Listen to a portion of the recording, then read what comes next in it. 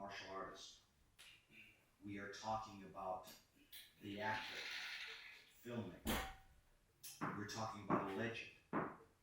And sometimes all of those things run together, but they made up the whole. They made up the person. And he was extremely complex. First of all, in order to understand Bruce in any of those areas, you have to understand where he was coming from. And Bruce was a very angry man, had a lot of anger in him. And the main source of his consternation and his anger was the Hollywood establishment. Bruce wanted more than anything to be a servant, something that Bruce considered demeaning. It was, the old pigtail thing. Bruce did not like that, was not going to accept that, period. This was the source of his anger. He was driven to prove them wrong. So he worked even harder as a martial artist so that when his opportunity came, he would be ready. He certainly was an incredible teacher. At one time, he was the highest paid karate instructor in the world. Everything he did, and everyone who knew Bruce, who really knew him, loved him. Yet, he was very private in that he did not just let anyone in. He had some paranoia. It was almost like, what do you want from me? Why are you trying to be my friend? You must want something from me. So he had that aloofness, and a lot of people took that for him being a snob, which he wasn't.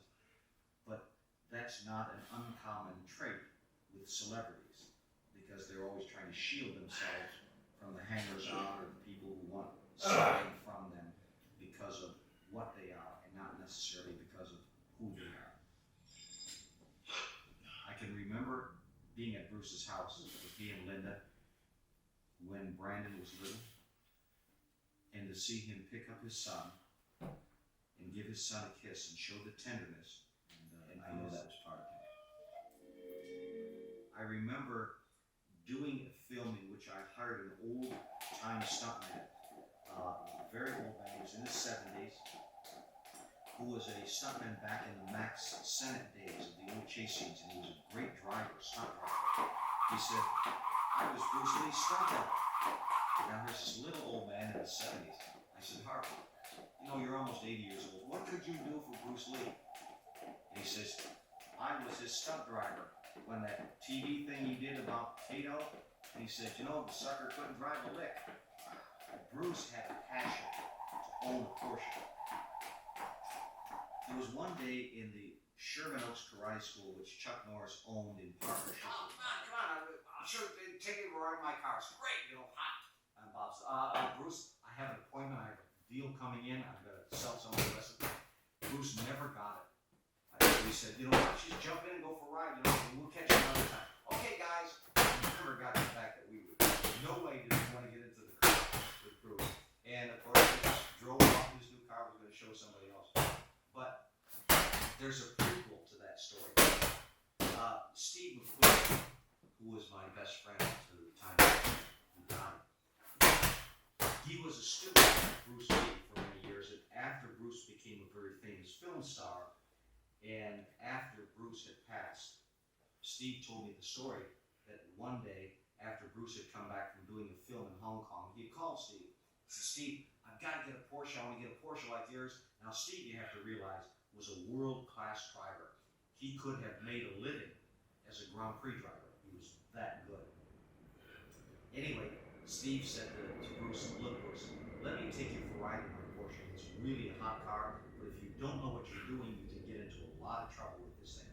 So Bruce was all excited. He said, okay, so Steve went and pulled up and picked up Bruce, and they went to Mulholland Drive around the San Fernando Valley in LA. Now, Mulholland Drive is a very narrow, he gets out, I can't use the language that Bruce used, but he said, McQueen, I'll kill you, McQueen, I'm gonna kill you. And Steve said, his eyes open, he said, here is Bruce Lee, angry, the toughest guy in the world. He's angry, he wants to kill me. So Steve said he took off and started going as fast as he could in the highway. He said, Bruce, calm down. And Bruce is saying, Steve, slow down. Slow down. And Steve said, you won't hit me, will you, Bruce? No, you won't touch me, will you? No, you won't hurt me, will you? No, just stop the car. Stop the car. So Steve pulled it over to the side, and Bruce said, Bruce then did go out and get his own Porsche. Steve, at the time, in the middle 60s, the #1 box office in Hollywood. He was the man. He was the highest paid actor. Every top film went to him. And that's exactly what Bruce Lee did. He wanted to be a top international film star. By the same token, Steve McQueen was a really rough, tough guy. He had the greatest respect for Bruce because Bruce would kick ass. And that's what Steve wanted to be. And Bruce wanted to be what Steve was. And they had this mutual respect. Bruce for Steve as an actor, Steve for Bruce as a martial artist. And there was a lot of interaction. For example, when Bruce Lee, I've forgotten which ones they were. But anyway, Bruce, when he got back into town, had called Steve that he could do it. He did it. He proved to himself that he was right, that his ideas were correct. And he never had a lack of confidence in his physical ability or in his acting ability. That was never questioned. He did it, but he knew that he was right, that his ideas were correct. Bruce had the aura of a leader when he went in to Enter the Dragon. He didn't have to say, I'm the boss, or yell at anyone. He said, this is what we're going to do. And it was never, it might work, or I think we should do this. He said, this is what we're going to do. And he knew it was going to work, and you knew it by the way he said it, that was going to work. There was no question. He was the leader of that show. Bruce had a philosophy, which I still use today. Bruce always said, you never tell a guy what you're going to do to him, like in a martial arts film. If one guy is beating up 2 guys or 3 guys or whatever it is, it's going from one blow to the next blow to the next strike to the next, whatever it might be. And in those, there is no character within the fight. Bruce's genius came out on how he could present character. After 1 or 2 or 3 blows, there was that moment, that pause, where you just knew all of what was inside of him was coming out. Chuck, and one of the things that he learned was the Korean form of kicking. All of those big, high, fancy, sweeping kicks, the circular ones. Chuck gave that knowledge to Bruce, and Bruce considered that a gift. Bruce had such a great respect for Chuck, because Chuck was, first of all, a legitimate world and international karate champion. Those were titles that Bruce never won, but Bruce was a fabulous, great martial artist. He could have been a champion if that's what he wanted to do. All of his energy went into a different direction. Now, with Chuck as the world champion, and Bruce brought him to the screen and then beat Chuck up in the film, Bruce was telling the world, I am legitimate.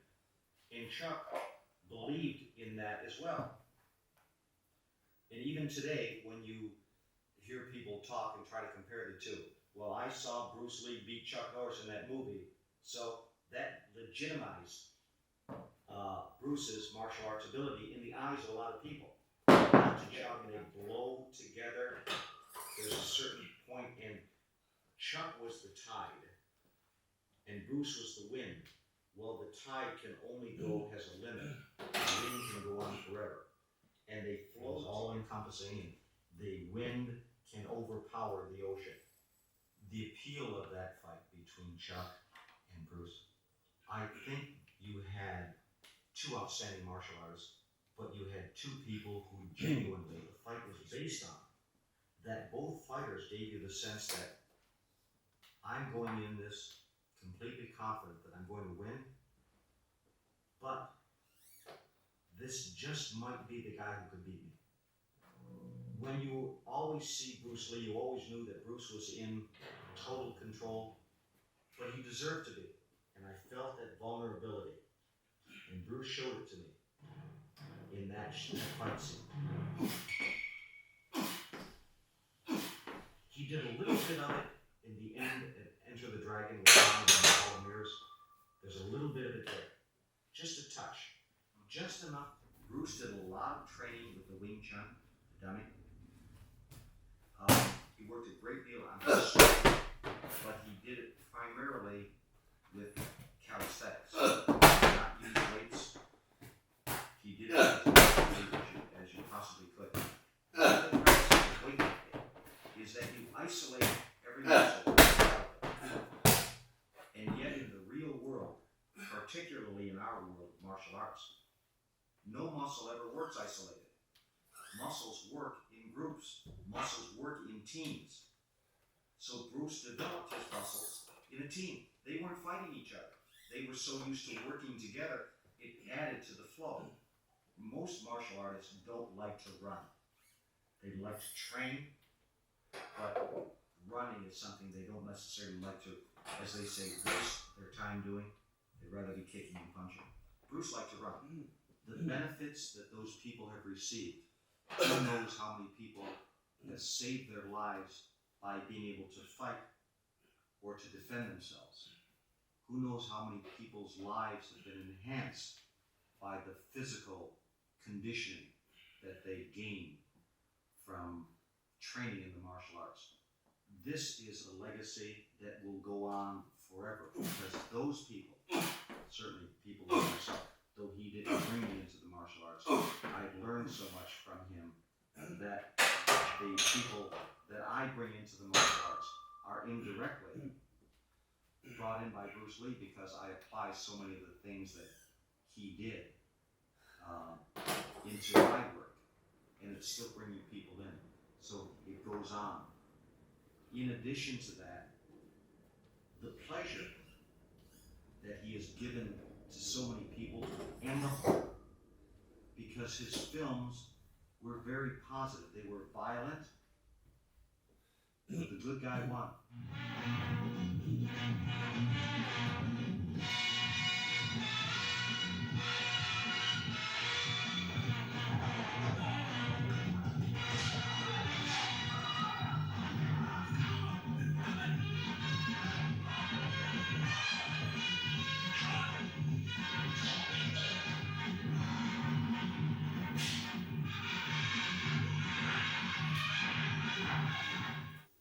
That in the United States, I think something about the Oriental, the true. Americans had stereotypes about what Asians were like, and he took those stereotypes and just turned them upside down on their head.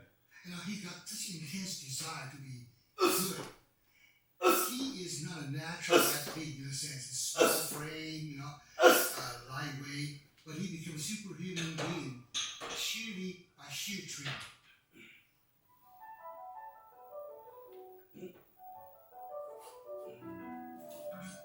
Bruce Lee arrived in America in 1959. He'd been in trouble for gang fighting in Hong Kong, and his parents were worried about his future. They sent him to Seattle to live and work in a friend's Chinese restaurant. Bruce was 18 years old, self-confident and ambitious. He'd spent 5 years training as a martial artist in Hong Kong, and he was already fascinated by Kung Fu's philosophical teachings. In Seattle, he enrolled at the university to study philosophy. He was soon lecturing younger students.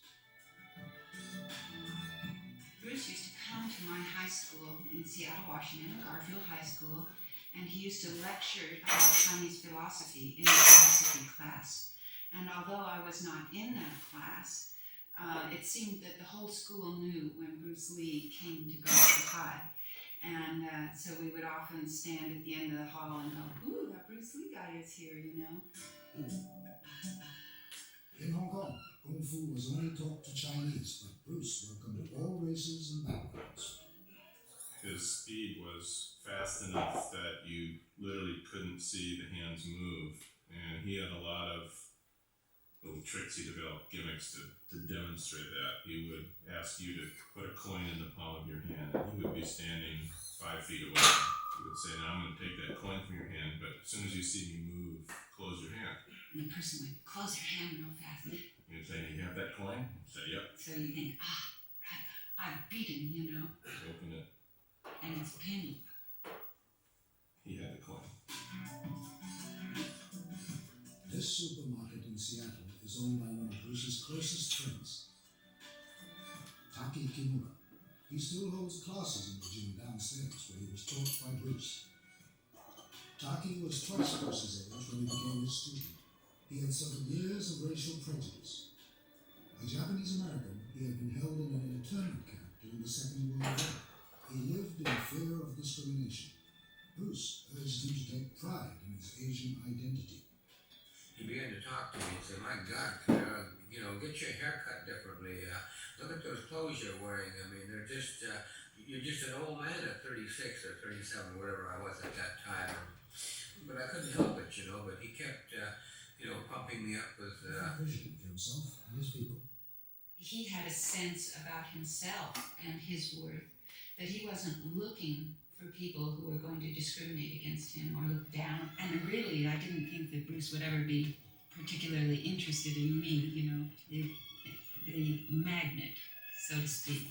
But one day we happened to be practicing. I was like, whew, be still my heart, So I guess that was our first date.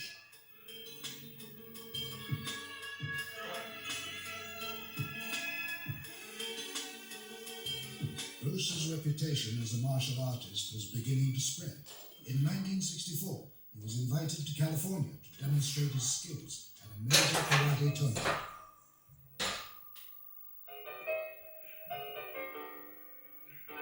I actually saw Bruce Lee's demonstration in 1964, the Long Beach tournament held by Mr. Parker.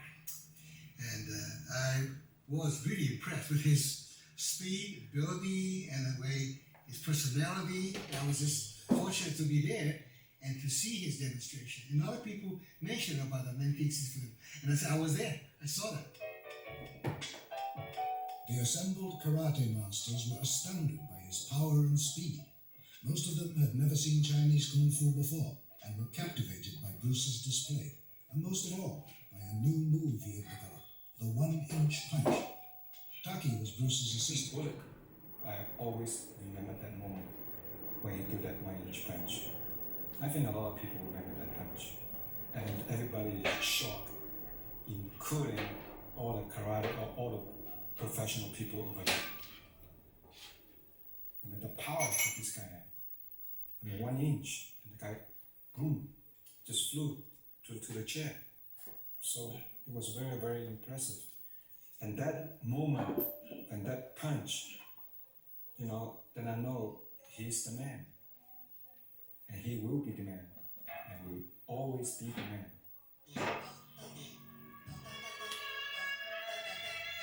The plan was that we were going to elope and tell them later. We thought we knew everything, And what we didn't know was that in the state of Washington, when you apply for a marriage license, there's a 3-day waiting period, and then they publish it in the vital statistics of the newspaper. We had no idea. And, those very tiny little printed lines in the paper, whoever reads them anyway, except my maiden auntie, who happened to read it, and it said, Linda C. Emery to marry a Bruce Lee. And so anyway, we were discovering my mother's plate that all of a sudden her 19-year-old daughter is going to run away and marry a Chinese man. Her mother relented, and Bruce and Linda were married with a ring at the empire. I went to same school with Bruce, but he's older than me. He's 7 years older than me, because he's a big bully. I always say that, he get in the fights and he always beat everybody up. Bruce also had a reputation as a dancer. In 1959, he was crowned Hong Kong's Cha-Cha champion. His first devotion was to Wing Chun, a style of Kung Fu which he studied under Master Yip Man. Kung Fu was never taught to Westerners. It was a Chinese secret weapon. When fellow students discovered that Bruce had a German grandparent, they refused to train with him. But Master Yip Man gave special training to his most promising pupil. Bruce loved to test his skills in real street fights and soon became known to the police as a troublemaker. By the age of 23, Bruce was married with a young son. He dedicated himself to training. He wanted to prove to the West the power of Chinese Kung Fu.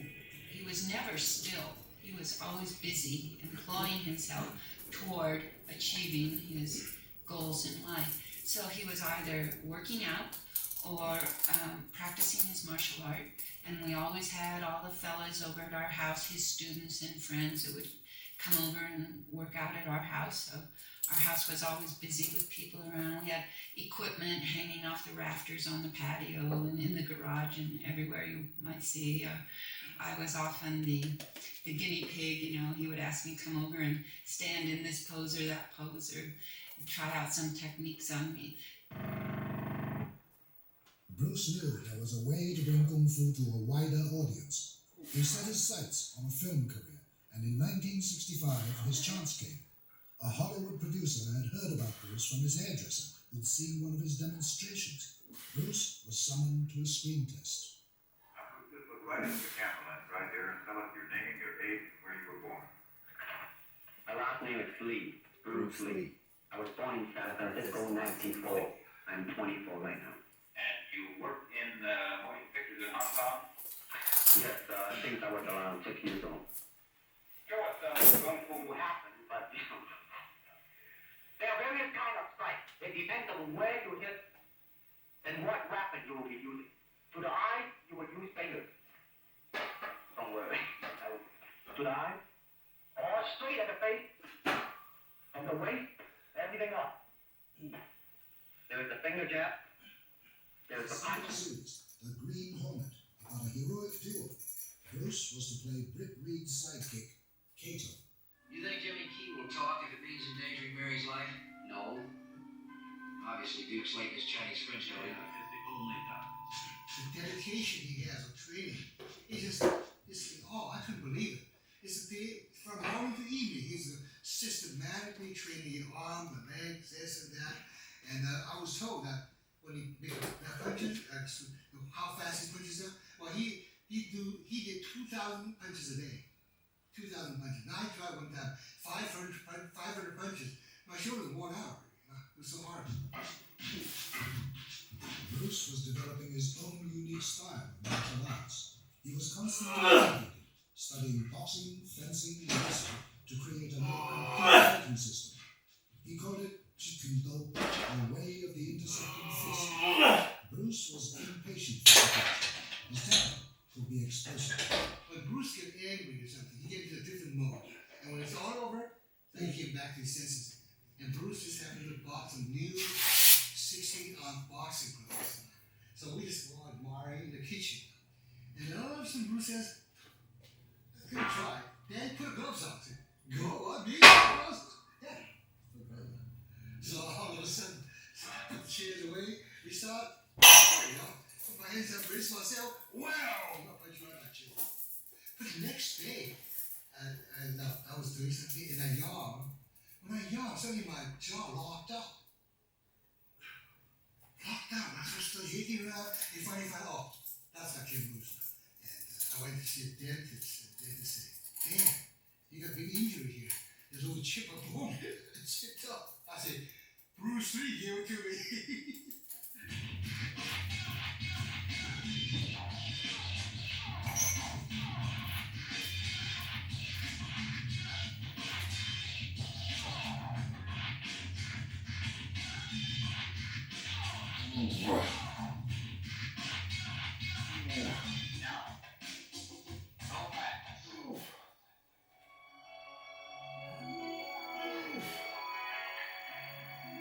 Bruce adored his young son Brandon.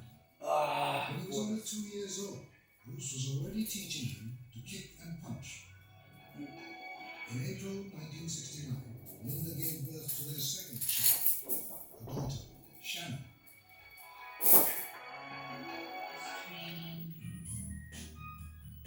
Bruce battled through his back injury, although it was to remain a constant source of pain. Frustrating times they had. Audiences for Green Hornet were disappointed, and it was cancelled after one series.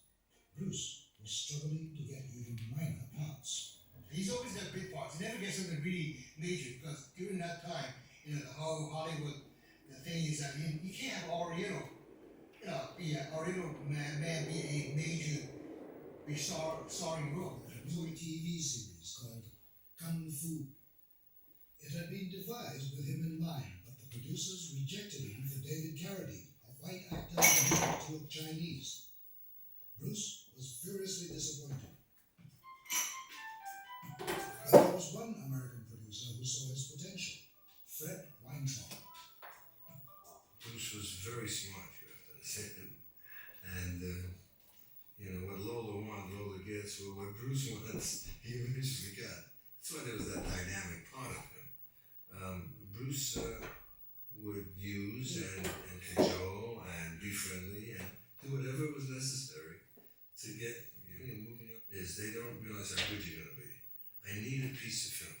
Fred advised Bruce to go back to Hong Kong, where he'd been approached by the film producer Raymond Chow. I was so impressed by not just his performance, not his martial art performance, but his personality, the ability to come through the screen and make you feel really his presence. Raymond offered him a small fee to star in a low-budget action film. Reluctantly, Bruce gave up on Hollywood and took his family to Hong Kong.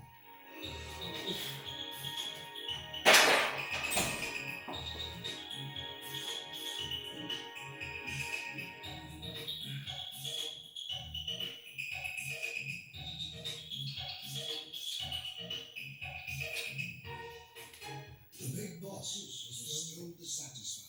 咁咧就中間有個咁嘅關係喺度，咁所以佢哋係有好多拗撬嘅時候咧，我都喺中間，我都會幫到啲嘢。但係因為你知攞翻個導演咧就會係比較咩嘢冇都係同我傾偈咁樣噶嘛，即係但係李小龍咧就唔係嘅。收聲！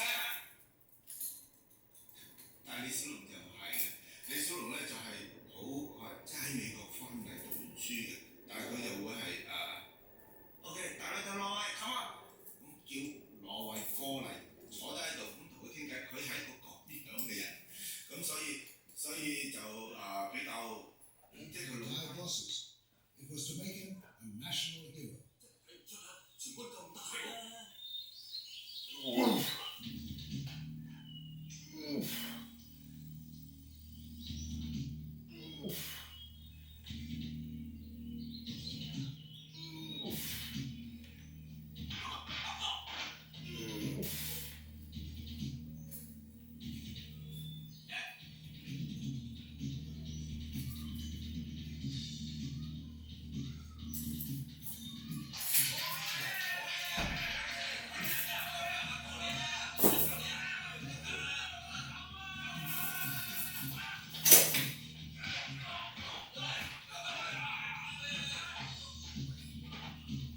嗰陣時喺泰國，我哋一齊食飯喺度跳，咁放嗰啲啤酒嗰度汽水，佢就啤酒，即係嗰啲汽水嗰啲酒樽，呢一手指，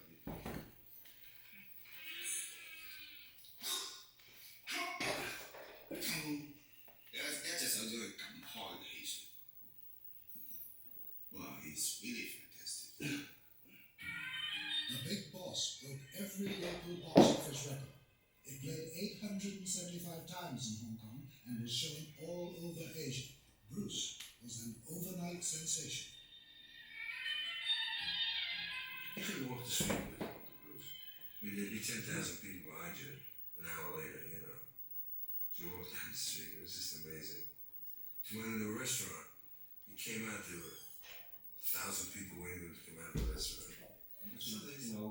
To have money to pay rent at the end of the month, and then in 2 years' time reach that level is it's not easy because Bruce don't really trust a lot of people.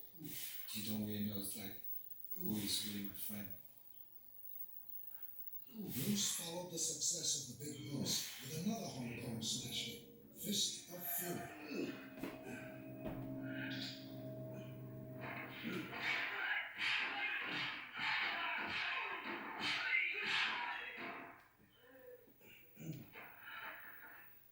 Increasingly impatient to make films his own way, Bruce determined that he would direct his next film himself. He went to Rome to make Way of the Dragon. The scene with Chuck Norris in the Colosseum is one of his most famous screen fights.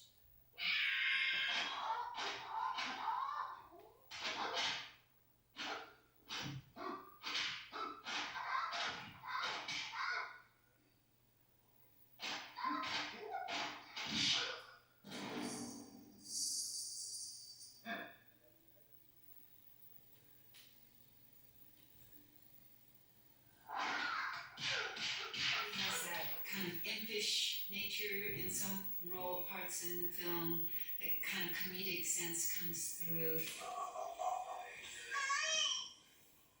The kind of cute guy cutting up, I just really like that because that's the way he was in real life often, So, and besides, that was his baby, that film, because he wrote it, he directed it, did the fight choreography, the whole thing.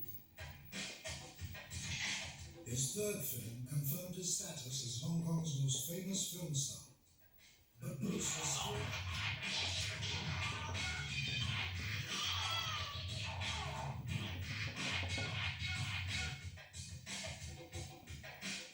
In 1972, Bruce Lee was working on ideas for a film called Game of Death. He wanted to fight duels in a pagoda with a new, more dangerous opponent on each level. When his friend, the great American basketball star Kareem Abdul-Jabbar, came to Hong Kong,